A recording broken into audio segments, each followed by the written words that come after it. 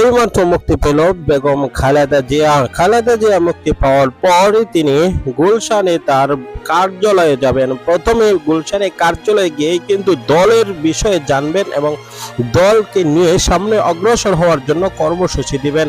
বেগম খালেদা জিয়ার এই স্থায়ী মুক্তি নিয়ে কি বলা হচ্ছে, আইনমন্ত্রী কি বলেছেন এবং কেনই বা তাকে মুক্তি দিচ্ছে, সকল বিষয় নিয়ে আলোচনা করব। অবশ্যই ভিডিওটি শেষ পর্যন্ত দেখলে অনেক গুরুত্বপূর্ণ তথ্য পেয়ে যাবেন। এই মুহূর্তের আপডেটটি অবশ্যই লাইক দিয়ে, খালেদা জিয়া স্থায়ী মুক্তি পাচ্ছে এবং সেই মুক্তি পাওয়ার জন্য দীর্ঘদিন পরিবার থেকে চেষ্টা চালানো হয়েছে এবং সেই চেষ্টার ফলাফল এবার তারা পাবে। কেননা আইনমন্ত্রীর কাছে প্রথমে সেই চিঠি দেওয়া হয়েছিল, সেই চিঠি রাষ্ট্রপতি এবং স্বরাষ্ট্রমন্ত্রীর কাছে ঘুরে এসে আবার আইন মন্ত্রণালয়ে এসে পৌঁছেছেন।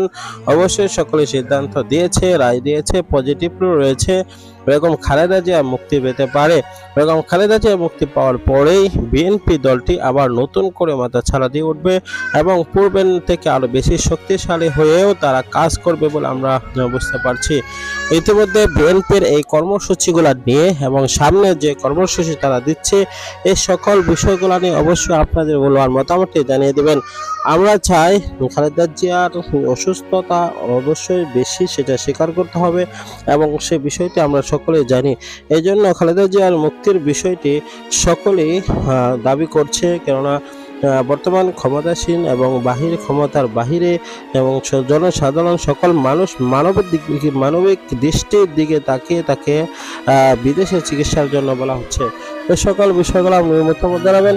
পরবর্তী ভিডিও পাওয়ার জন্য সাবস্ক্রাইব করে পাশে থাকা বেল বাটনটি অন করে দেবেন।